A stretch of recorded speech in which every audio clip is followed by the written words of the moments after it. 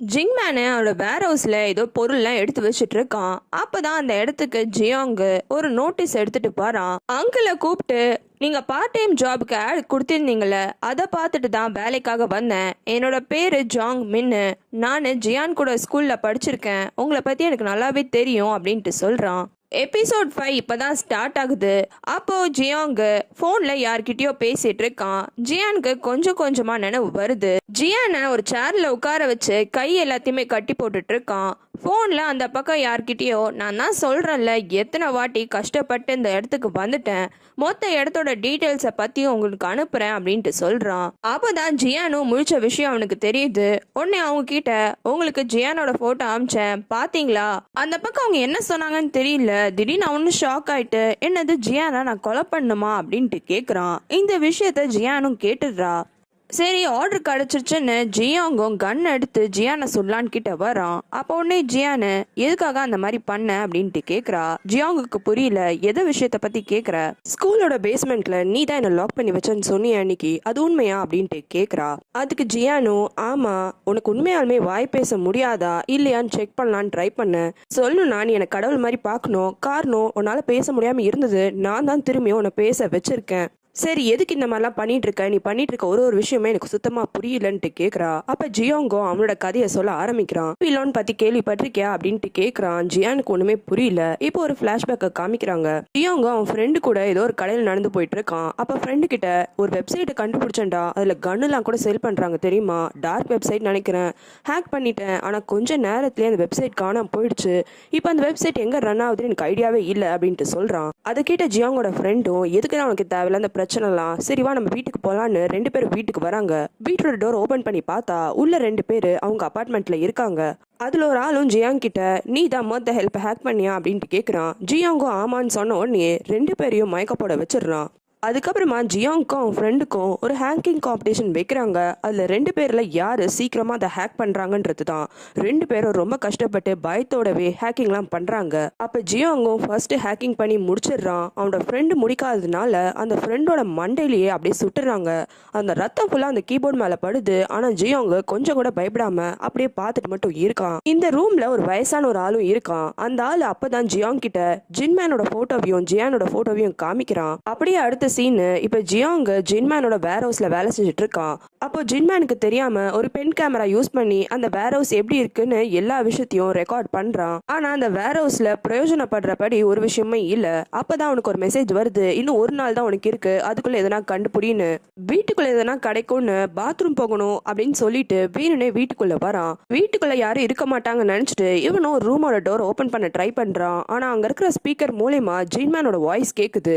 Bathroom தான் போயிட்டு, அப்புறம் எதுக்கு ரூம் எல்லாம் ஓபன் பண்றேன்ட்டு கேக்குறான். அப்பதான் ஜியாங்கும் ஒரு விஷயத்த கவனிக்கிறான். இந்த வீட்டுல ஸ்பீக்கர்லாம் ஆட் பண்ணிருக்காங்கன்னு. வந்து ஜின்மேனும், கன்வீனியன்ஸ்க்காக தான் ஸ்பீக்கர்லாம் ஆட் பண்ணியிருக்கேன். சரி ஓகே, நீ கம்ப்யூட்டர் இன்ஜினியர் தானே சொன்னேன், என்னோட கம்ப்யூட்டர் கொஞ்சம் ரிப்பேராக இருக்கு, ரிப்பேர் பண்ண முடியுமா அப்படின்ட்டு கேட்குறான். ஜியாங்கும் இந்த விஷயத்துக்காக தான் வெயிட் பண்ணிட்டு இருந்தான். ஆனால் உடனே ஓகேன்னு சொல்லிட்டு கம்ப்யூட்டர் ஓப்பன் பண்ணி ரிப்பேர் பண்ண ஆரம்பிக்கிறான். அப்படி ரிப்பேர் பண்ணும்போது, நானும் ஜியானும் ஸ்கூல் படிக்கும் போது க்ளோஸ் ஃப்ரெண்ட்ஸ் தெரியுமா அப்படின்ட்டு சொல்றான். இதை கேட்டோன்னே அங்கிள் ஜின்மேனுக்கு டவுட் வந்துடுது. என்னது ஜியானோட க்ளோஸ் ஃப்ரெண்டா? ஸ்கூல் படிக்கும் போது ஜியானுக்கு க்ளோஸ் ஃப்ரெண்ட்ஸே இருந்தது கிடையாதே அப்படின்ட்டு கேட்குறான். அது கொண்டு ஜியாங்கும், இல்ல சின்ன வயசுல நாங்க 2 பேரும் ஒரே ஸ்கூல்ல தான் படிச்சோம், ஞாபகம் இருக்கா? அவ பேஸ்மெண்ட்ல மாட்டிருந்த போது நான் தான் அவங்க கிட்ட வந்து சொன்னேன்லாம் சொல்றான்.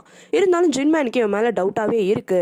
சரிப்பா நீ பண்ணு, நீ எந்த காசும் வாங்க மாட்டேன்னு சொல்லிட்ட, நான் உனக்கு டின்னர் வாங்கி தரேன், நீ உன் வேலையை பாருன்னு சொல்லிட்டு கிளம்பிடுறான். அவன் கிளம்பின அடுத்த செகண்டே ஜியாங்கும் யூஎஸ்பி டிரைவை எடுத்து ஜின்மேனோட கம்ப்யூட்டர்ல சொருகிடுறான். அப்பதான் ஹேக்கிங் பண்ண ஈஸியா இருக்கும்னு.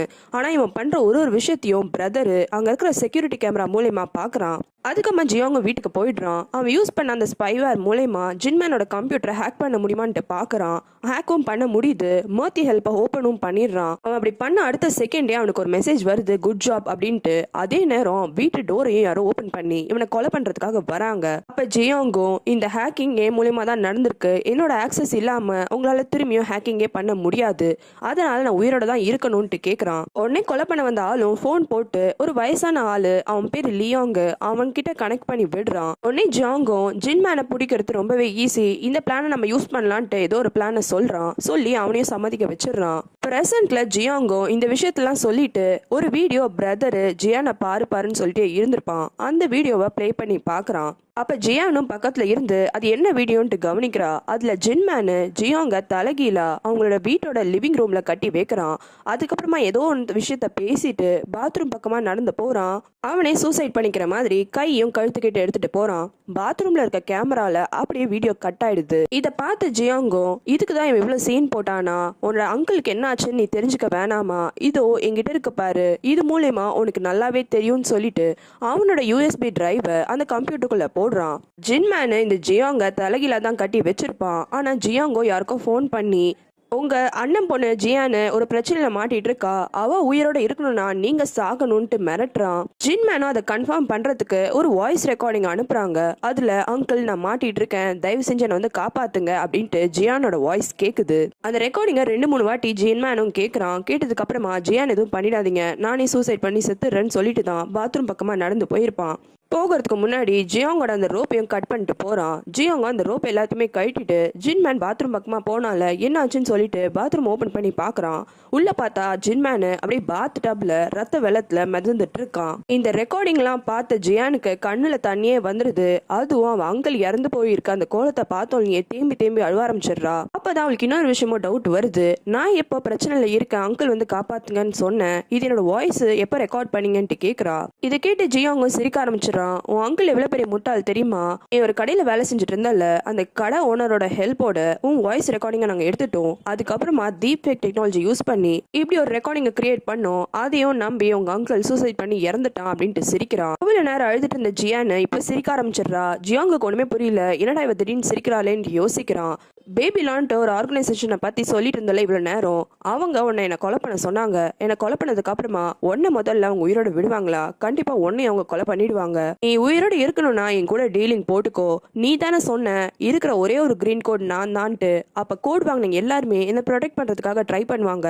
நீங்க எப்படியும் இங்க வந்து தப்பிச்சு போனாலும் யார்கிட்ட நான் மாட்டி சாக தான் போற. அதுக்கு நீ என் கூட டீல் போட்டு என் கூட இருந்துறேன் அப்படின்ட்டு கேக்குறா. இவ இப்பெல்லாம் பேசினாலே ஜியோங்குக்கு கோவம் தான் வருது. கோவத்தோட கன்னை எடுத்துட்டு வந்து ஜியானை ஷூட் பண்ணலான்ட்டு வரான்.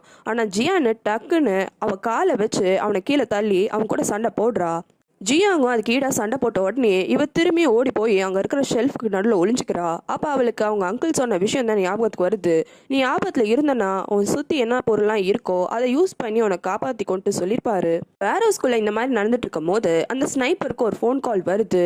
நீ மேல ஜியானை கொலை பண்ண கூடாது, அவளை உயிரோட புடிச்சா மட்டும் போதும்ட்டு சொல்றாங்க. என்னடா திடீர்னு ஆர்டர் எல்லாம் மாத்துறீங்களேன்ட்டு அவன் எரிச்சல் ஆகுறான். அப்ப அவன் இருக்கிற இடத்துக்கு நிறைய கார்லாம் வருது. அதுவும் புதுசு புதுசா கன்ஸ் எல்லாம் எடுத்துட்டு அங்கிள் ஜின்மேன் சொன்ன மாதிரி ஜியானு ஒரு ட்ராப்பை செட் பண்றா. அதுல வந்து ஜியாங் மாட்டிக்கிறான்.